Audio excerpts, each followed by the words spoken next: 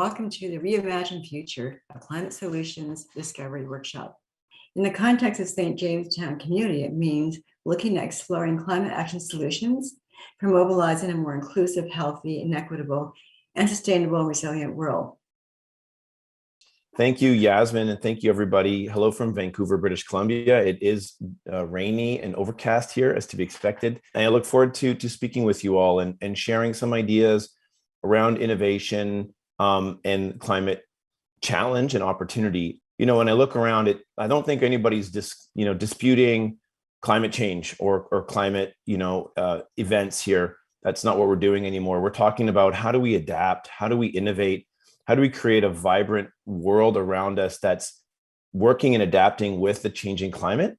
Because this is something that's only going to accelerate. Climate change is actually an opportunity to innovate, an opportunity to organize and reorganize, an opportunity to look at new technologies that may be applied to other markets and other opportunities.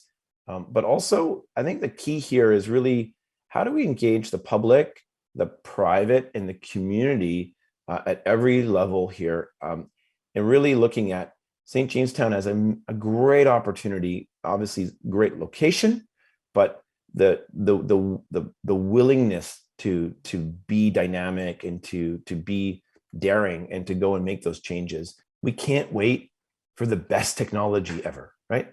That's the other thing I just kind of want to hammer home. Is we can wait around all day for the best future of technology, but that's not, we have the opportunity today to leverage what we have today to create that, and then we can always upgrade the technology. You really want to understand where the market is going. You want to research your desired industry, follow experts. So find out those organizations, associations, people that are driving the agenda, speaking up, putting out postings, speaking at conferences like this or others. Gain a perspective by listening and talking to everyone and anyone in and around the industry. Understand what governments are doing, both federal and local, what they're talking about, what they're prioritizing, and of course, where the rubber hits the road, where they're funding. Our project aims to fulfill the first three levels of needs: physiological, safety, and social needs based on Maslow's hierarchy. And we are tackling physiological needs during emergency, built environment needs, and social needs, aka community. So what is our 2030 vision? Our buildings and community resilience pilot designed in a win-win way for all. So in 2030, residents are empowered, prepared for emergency situation, and have better conditions to live in. The stakeholders are more engaged, and the building emergency efficiency and carbon reduction plan is aligned with governmental GHG emissions plan. To talk briefly about funding, we are looking at grants from foundations like the Intact Foundation and Metcalf Foundation, to government support, and for in-kind contributions from expert and community groups. The key next steps are to develop partnerships for training, secure funding, collect building data from public sources, and to start engaging residents and building owners. The focus of this project is to provide accessible, affordable, and sustainable locally grown farm foods to the St. Jamestown community by researching the local demand and understanding the supply chain market.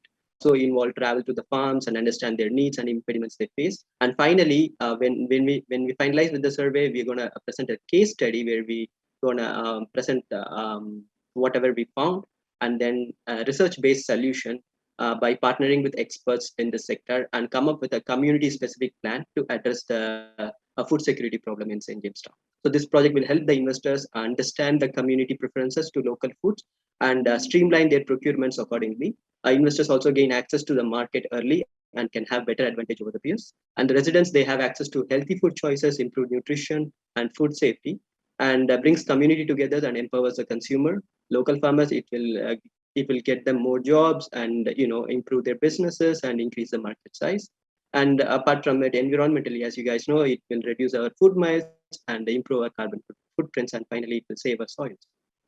we're really looking at helping people who are ready to focus on real specific career motivated job seeking supports and mentorships, coaching, and partnerships.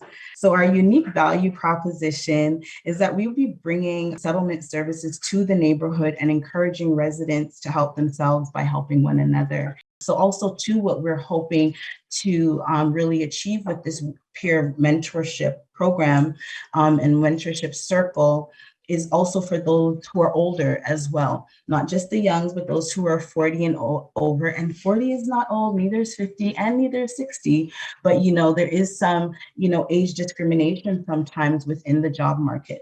So, we will be addressing poverty, we would be addressing hunger, good health and well-being, decent work and economic growth, reducing inequalities, and definitely merging, there's a difference between diversity and inclusion, and as well partnerships for these goals.